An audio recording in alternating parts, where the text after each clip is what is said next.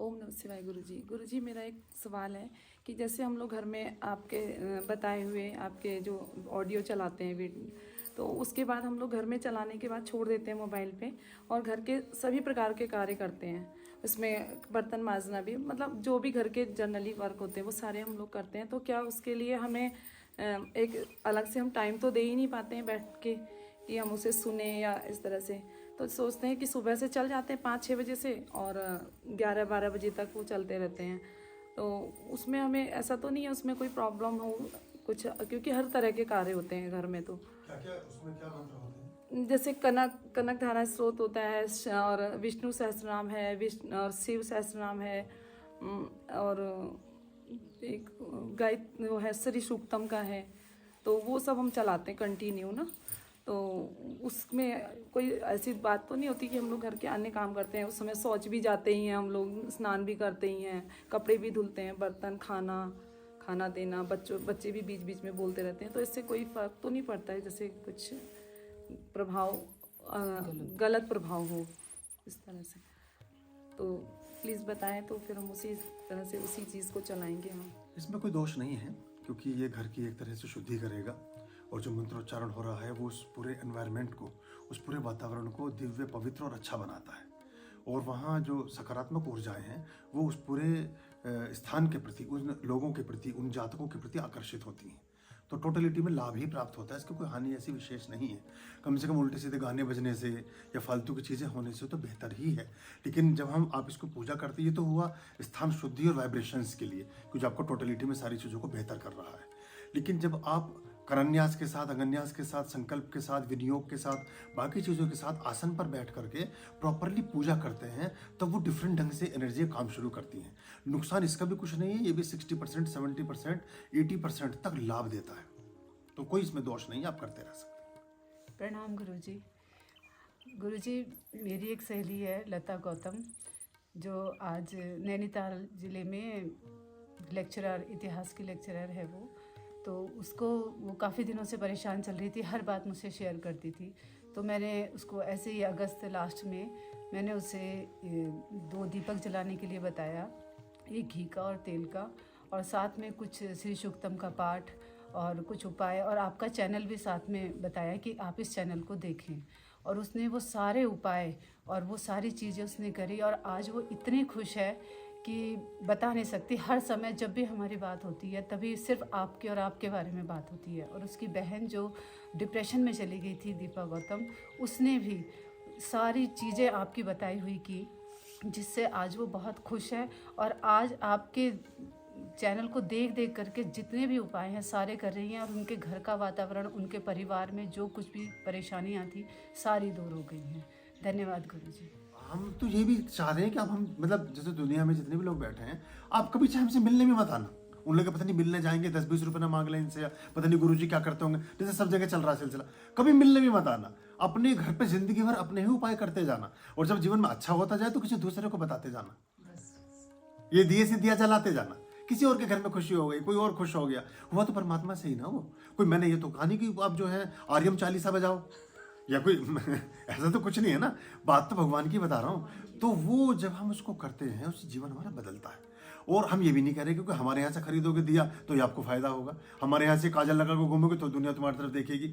कहीं से काजल खरीदो, कहीं से दिया खरीदो, कहीं से तेल खरीदो, कहीं से कुछ करो, और मंत्र भी खुद ही पढ़ लो, तब देखो अपना जीवन कैसे बदलता है। और वो फिर जब बदलाव आता है तो बड़ा टोटलिटी में आता है। और ये एक पीढ़ी का बदलाव नहीं होता, ये कई नस्लें ठीक हो जाती हैं इससे।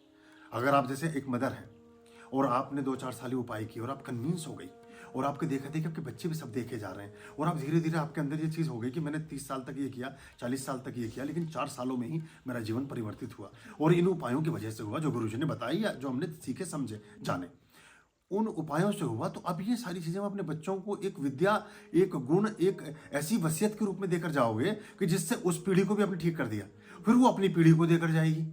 तो ये तो आपने कई जीवन संवार दिए जो हम सोच नहीं पाते। तो ये हमें होना चाहिए। और फिर जब हमारा कुछ अच्छा काम बने तो इतना ग्रेटिट्यूड तो हमारे अंदर होना ही चाहिए कि हम उसको धन्यवाद तो करें कम से कम। और सार्वजनिक रूप से जो सार्वजनिक रूप से देखिए, अगर मुकेश अंबानी ये सोचने लगे उनके नहीं मैं वहाँ बद्रीनाथ जाऊँगा, सारे कैमरे वाले दिखाएंगे कि मैं वहाँ पहुँच रहा हूँ, अगर अमिताभ बच्चन सोचने लगे मैं नंगे पैर जा रहा हूँ गणपति के मंदिर में, तो पता नहीं गणपति का मंदिर नहीं बढ़ेगा तुम्हारे पैदल घूमने से, ना बद्रीनाथ में कपड़े चढ़ाने से बद्रीनाथ जी का कुछ हो जाना है। हाँ, मुकेश अंबानी और मल्टी मिलियनर होते चले जाना है, अमिताभ बच्चन का और काम का विस्तार होते चले जाना है। तो ये जो बड़े उनसे उतने बड़े तो है नहीं कि हमें इतनी शर्म आ रही है कि वो नंगे पैर, अगर ये नीता अंबानी और वो जो उसकी पत्नी वो है छोटे वाली टीना अंबानी, अगर वो नंगे पैर सीढ़ियाँ चढ़ के भगवान जी को सारा कुछ अर्पण कर रहे हैं 3-3 दिन बद्रीनाथ और केदारनाथ में, नरेंद्र मोदी से बड़े तो हम है नहीं कि वो केदारनाथ की गुफा में 20 घंटे बैठे हुए चादर ओढ़ करके वो पूरी दुनिया को बता रहा है कि मैं धन्यवाद करने आया केदारनाथ में कि मेरा परमात्मा की वजह से ये काम हुआ। लेकिन हम बहुत सूक्ष्म दिमाग के आदमी, हम बताना नहीं चाहते किसी को कि मेरा ये काम हो गया, तो फिर हम उतने सूक्ष्म रह जाते हैं, क्योंकि ये प्रतिफलित होती है। दिव्य पुण्य भी प्रतिफलित होता है, बढ़ता है। क्योंकि जब आपने उपाय बताया, आपने कहा कि मैंने श्री सूक्त किया, मुझे लाभ हुआ, आपकी बात सुन ली रोहित ने, फिर उसने उपाय शुरू कर दिया। तो अब रोहित को महालक्ष्मी के दरवाजे पे ले जाने वाली आप हैं। जब इसको मिलेंगे 100 रुपए तो 5-10 रुपए तुम्हें भी मिलेंगे मोटी तौर पर, मतलब तुम्हें भी कुछ पुण्य का लाभ, क्योंकि तुम्हारी वजह से पहुंचा, वरना तो वो कभी ना पहुंचता। तो ऐसे चीजें बढ़ती जाती हैं। तो हम फिर उनके काम और बढ़ते चले जाते हैं जो अहोभाव से भरे हैं, जो कृतज्ञता से भरे हैं, जो एहसान फरामोश नहीं है, सीधी भाषा में मैं बोलूं तो इतना तो हम परमात्मा के प्रति भी अगर हम धन्यवाद नहीं कर सकते तो किसी आदमी के प्रति तो कभी ना कर सके। अगर परमात्मा ने हमारा कोई काम बनाया और हम उसको भी धन्यवाद ना दे करके इतने कंजूस हो जाते हैं, उस बात को भी छिपा लेना और बिल्कुल मतलब खत्म कर लेना चाहते हैं अपने साथ ही, तो किसी आदमी का क्या धन्यवाद कर पाएंगे? कभी भी ना कर पाएंगे। तो ये ईश्वर का नहीं कर पा रहे हो, जिसके प्रति तो सभी नतमस्तक है, कोई कंपटीशन भी नहीं। भाई कोई ये पार्टी की बात तो है नहीं कि अपने वोट भाजपा को डाली, कि कांग्रेस को, कि समाजवादी को, कि दूसरा आदमी बुरा मान जाएगा। परमात्मा को तो किसी न किसी रूप में सभी मान लेंगे। भाई आप ईश्वर को मान रहे हो, इस बात को लेकर किसी को आपसे दुश्मनी तो होगी नहीं। हाँ, वो आपको पसंद ना पसंद कर सकता है कि भाई मैं नहीं मानता, आप मान रहे हो तो, लेकिन कोई बड़ा मुद्दा नहीं है। आदमी के साथ तो ऐसा हो सकता है कि जो तुम इस आदमी को मत पसंद करो, हमें पसंद नहीं है, ये वहां तो झगड़ा हो सकता है। लेकिन आप ईश्वर के लिए तो आपको ग्रेटिट्यूड से भरा होना ही चाहिए। फिर आदमी कहता है जी मैं 6 सीढ़ी चढ़ा, मेरा काम बहुत अच्छा चला। मेरे पास ऐसे लगातार फोन आते हैं। अभी मुंबई में एक लेडी है, उनका फोन आया, उन्हें मैंने कुछ उपाय बताया। उन्होंने कहा जी जैसे ही मेरा ये काम ठीक होगा मैं आश्रम आऊंगी और मैं किसी बड़ी पूजा में बैठूंगी। उनका काम हो गया, उन्हें जरूरत नहीं आश्रम आने की, ना उन्हें पूजा में आने की, ना उन्हें फोन करने की, ना कोई वीडियो देखने की। वो पैसे गिनने में बैठ गई। फिर अब 6 महीने बाद जा चुकी, फिर वहीं पहुंच गई और फिर फोन कर रही है कि मैंने संकल्प लिया है कि मैं इस बार आश्रम जरूर आऊंगी और मैं ये आश्रम बुलाने का कोई मतलब नहीं है। कहीं किसी वैष्णो देवी चले जाओ, किसी गुरुद्वारे चले जाओ, किसी परमात्मा के मंदिर चले जाओ, किसी ज्योतिर्लिंगम में चले जाओ, कहीं तो धन्यवाद करके आओ। वो करें नहीं, फिर से मैं वहीं पहुंच गई हूँ जाति में।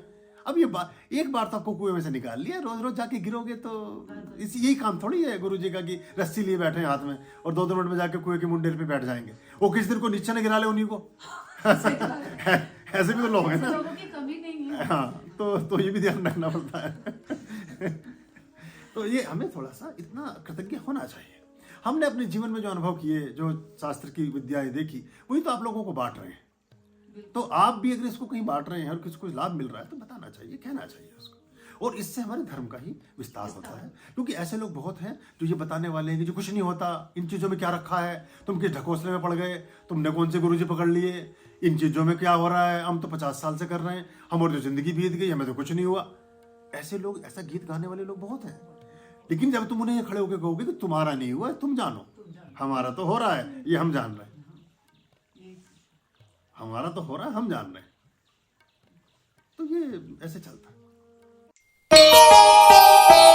आर्यं शरणं शुभमस्तु, संभव करणं अरमस्तु। आर्यं शरणं शुभमस्तु, संभव करणं अरमस्तु।